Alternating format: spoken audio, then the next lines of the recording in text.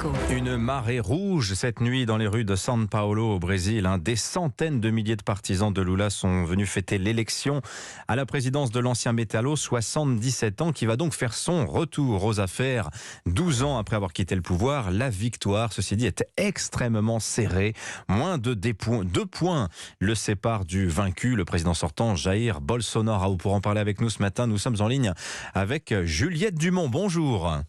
Bonjour. Vous êtes maîtresse de conférence à l'Institut des hautes études de l'Amérique latine de l'Université Sorbonne Paris 3. Première question, Juliette Dumont, est-ce que les résultats sont fiables de cette élection dont on nous a pourtant dit, dont on a beaucoup entendu qu'il y avait des risques que les résultats soient truqués? Est-ce qu'ils sont sérieux, ces résultats, selon vous, Juliette Dumont?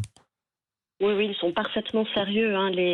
Le système de d'urne électronique au Brésil est l'un des plus fiables au monde. Ça fait 1 an que Jair Bolsonaro les remet en question. Mais et il y avait plus de 60 observateurs internationaux qui suivaient les élections, ce qui est aussi assez inédit. Et là, le tribunal supérieur électoral a validé la victoire de Lula de manière définitive, et on peut dire que les résultats sont fiables et définitifs. Alors au premier tour, à l'issue du premier tour, Juliette Dumont, 15 points séparaient les deux adversaires. Qu'est-ce que je raconte? Bolsonaro, 4 points, je dis n'importe quoi. 43% de suffrage au premier tour pour Bolsonaro, 48% pour Lula, et on voit que ça se joue cette fois-ci à nouveau dans un mouchoir de poche. Moins de 2 points les séparent. Ce scénario avait-il été imaginé par les sondeurs qui s'étaient amplement trompés sur les résultats du premier tour? Oui, ils se sont pas mal trompés aussi sur les résultats du second tour. Pour les instituts de sondage au Brésil, c'est un petit peu compliqué de faire des projections fiables dans la mesure où il n'y a pas eu de recensement au Brésil depuis 2010, puisque le recensement qui devait avoir lieu en 2020 a été annulé par Bolsonaro.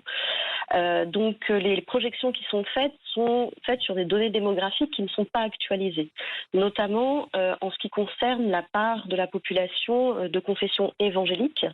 En 2010, on était à 30% de Brésiliens de confession évangélique. Aujourd'hui, on pencherait plutôt, au vu des résultats électoraux, pour 40 à 45%. Donc oui, les instituts de sondage se sont à nouveau trompés. Alors Juliette Dumont, regardons maintenant un peu ce qui va se passer. Lula, il a comparé sa victoire à une résurrection politique, mais c'est vrai que l'étroitesse de sa victoire face à Jair Bolsonaro pose la question de la transition qui va avoir lieu, parce qu'il n'accédera en réalité aux affaires que d'ici le 1er janvier, presque 2 mois, ça va être long. Comment ça va se passer, cette transition, Juliette Dumont? Beaucoup de gens sont assez inquiets, du côté de Bolsonaro notamment. Oui, pour l'instant, Bolsonaro ne s'est pas exprimé. Il s'est complètement isolé dans le palais présidentiel. Apparemment, il est allé se coucher. Oui, il est allé se coucher.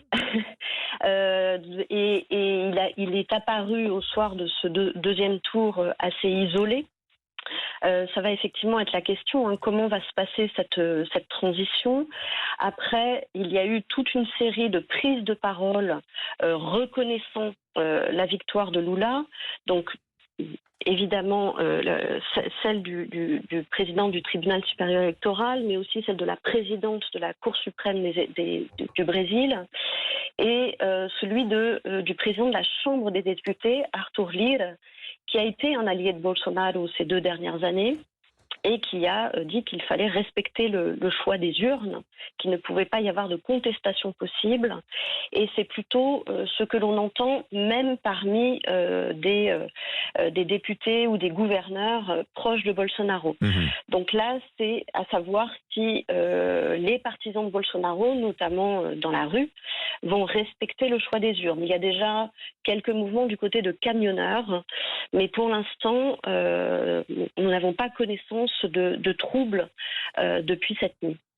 Alors, Lula a gagné, mais on se pose la question ce matin de sa capacité à gouverner. Il aura quand même beaucoup de bâtons dans ses roues, si je puis dire, Juliette Dumont, à savoir que parmi les élections locales qui avaient lieu en parallèle de l'élection présidentielle, on voit que les bolsonaristes ont réalisé aussi de belles performances électorales. Qu'est-ce que ça nous dit de la gouvernabilité du Brésil sous un 3e mandat Lula qui commencera donc en début d'année prochaine ?